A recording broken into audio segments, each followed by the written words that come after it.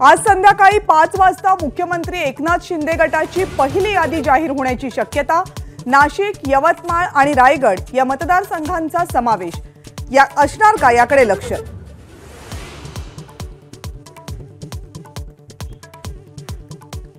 ठाणे लोकसभेची जागा भाजपला मिळावी यासाठी देवेंद्र फडणवीस कमालीचे आग्रही, पण बालेकिल्ला असल्यामुळे ठाण्याची जागा आम्हालाच मिळावी एकनाथ शिंदेंची भूमिका।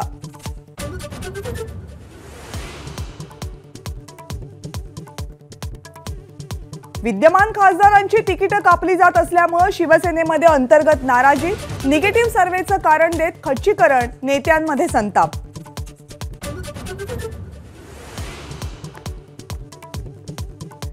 बारामतीमधून निवडणूक लढवण्याबाबत विजय शिवतारे उद्या भूमिका जाहीर करणार। काल रात्री घेतली शिंदे, फडणवीस आणि अजित पवारांची भेट।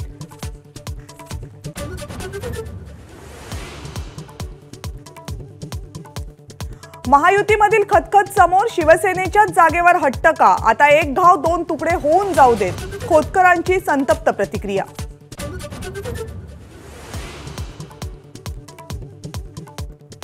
वेळ पडली तर नवनीत राणांविरोधात अपक्ष निवडणूक लढवणार, शिंदे गटाचे नेते अभिजित अडसूळ यांची आक्रमक भूमिका।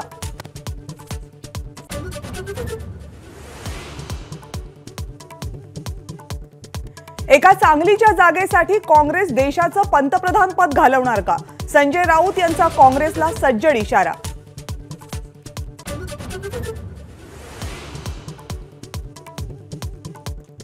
महाविकास आघाडीची आज दुपारी 4 वाजता महत्त्वाची बैठक, पण ठाकरे गटावर नाराज असल्यामुळे नाना पटोले अनुपस्थित राहणार असल्याची माहिती।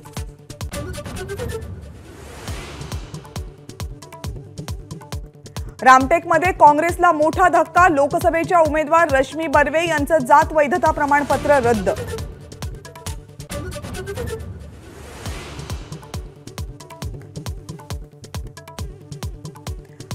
रामटेक मतदारसंघामध्ये वंचित बहुजन आघाडीकडून 2 उमेदवारांना एबी फॉर्मचं वाटप। शंकर चहांदे आणि किशोर गजभिये या दोनही उमेदवारांनी आपल्या अर्जांसोबत वंचितचे एबी फॉर्म जोडले।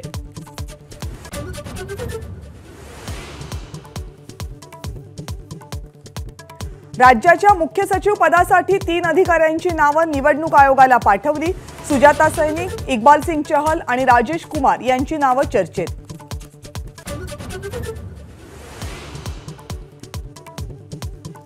महाराष्ट्र एटीएसचे प्रमुख सदानंद दाते यांची एनआयएच्या महासंचालकपदी नियुक्ती। मराठमोळ्या अधिकाऱ्यावर केंद्र सरकारकडून मोठी जबाबदारी।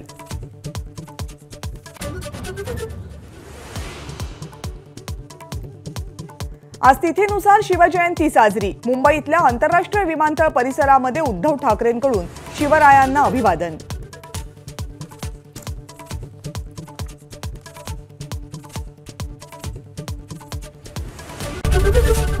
एबीपी माझा, उघडा डोळे बघा नीट।